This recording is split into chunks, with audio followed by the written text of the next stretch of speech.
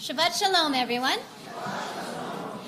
Do you know that scene in The History of the World by Mel Brooks where he has Moses carrying the tablets and he's stumbling down Mount Sinai with 3 tablets, right? And he says, "Behold, I've brought you the 15," and then he loses his grip, right? I mean the 10 commandments.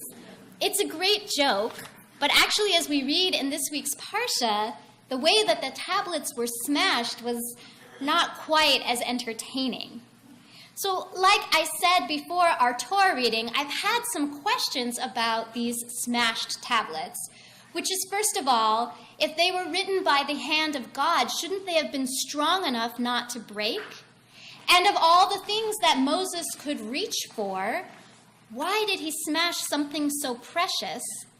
And finally, why did he have such a strong reaction upon seeing the Israelites dancing around the calf? Because we're told in this portion, when he was up on Sinai, God said, "Moses, you have to get back down there. The people are engaging in debauchery. Go stop it." So it's not like he arrived on the scene and was surprised. But isn't that often the way we do things when we're mad? Isn't this a metaphor for how we react in anger?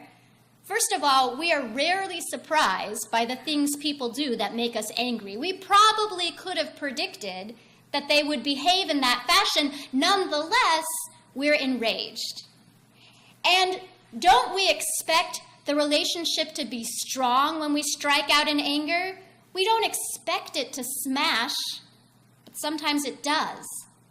And don't we often reach out for what's most precious in our rage to break it, rather than something that's less important?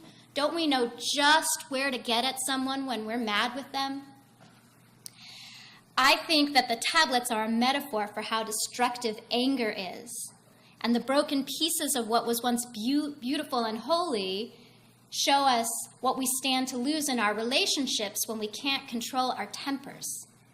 How do the ancient rabbis interpret the story of the smashing of the tablets? Even Ezra says that when Moses saw the people, he lost it. Even knowing beforehand what was going to happen when he got down there, he couldn't control his temper because he felt like they had broken the relationship between the people and God. So Moses took the tablets with the laws on them, which were the symbol of that relationship, and it was his way of burning down the house, right? If this is what you all think of the relationship with God, well, let it be broken. Ha'amak Hadavar has a different take on the smashing of the tablets. He says, how could something so strong have been broken? Moses was gifted with superhuman strength by God. And Moses was actually a vessel for God's anger. And it was God saying to the people, this is how you view our relationship. I'm going to take the symbol of that relationship and shatter it. I don't think it matters which version you tell. Both interpreters come up with ways of expressing the destructive power of anger and what we forget in our moments of rage. And I wonder if either Moses' anger or God's anger had the desired effect upon the people. My father tells a story from when he was young, growing up in Brooklyn. He and his sister had been playing out in the snow, and they came in through the basement, cold and wet. And my aunt thought it would be amusing to lock my father out of the house. So my father, who was 8 or 9 at the time, started pounding on the door, and in just the right way, or just hard enough, the glass in the door of the basement shattered. He was all right, but my grandfather came running down the basement steps, and when he saw what my father had done, he slapped him across the face, and he said, "You shouldn't hit things when you're angry." So my father tells that story because he too found the irony to be entertaining. But I sometimes wonder, what was the lesson that a small, wet, cold boy who was probably startled at the power of his own hand to be able to shatter glass, What did he actually learn from that moment when my grandfather struck him? I wonder what we do in the aftermath of our broken tablet moments. What do we do with the broken pieces that are left behind? Well, according to the Talmud in Bava Batra, the Israelites actually placed the broken pieces in the ark alongside the new tablets that were made. And the reason that Rabbi Shimon Bar Yochai gives is the broken tablets are holy too, because they also had God's name written on them.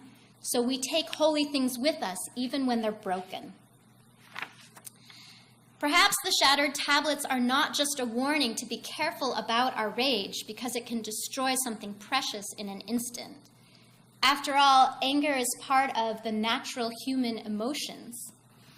Maybe the lesson is about what we should do with the broken pieces afterwards. The Israelites didn't discard the pieces or bury them or try to glue them back together. In other words, those pieces would always be fractured. They didn't try to gloss over the hurt of the moment.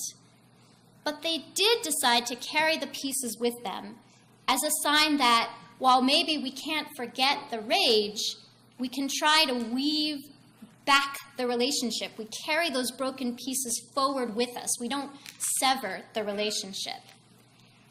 I think from other things my father's told me, that was not the only incident where my grandfather lost his temper. But they had a relationship to the end of my grandfather's life. We would visit them as children, and they would visit us. And when my grandfather really started to decline in health, I remember my father would fly once a month from California to Florida to spend time with him. He still says his name at Yizkor and lights a candle on his yahrzeit. So perhaps there were broken pieces in their relationship, but together they carried those pieces forward with them. The tablets Moses smashed were made by God's hands. And part of the story of the smashed tablets is to teach us that even the strongest stone can be crumbled by the force of anger. Moses and the people and God almost lost their precious gift. And I don't mean the tablets themselves, I mean their relationship with one another. But in the end, while we're not able to mend what has been shattered, we are able to accept it and carry it forward with us, the whole ones that we write together. May we be blessed with not losing what is precious to us through anger. And when we do smash tablets, may we find the strength and wisdom to carry the broken pieces with us along the way. Shabbat Shalom.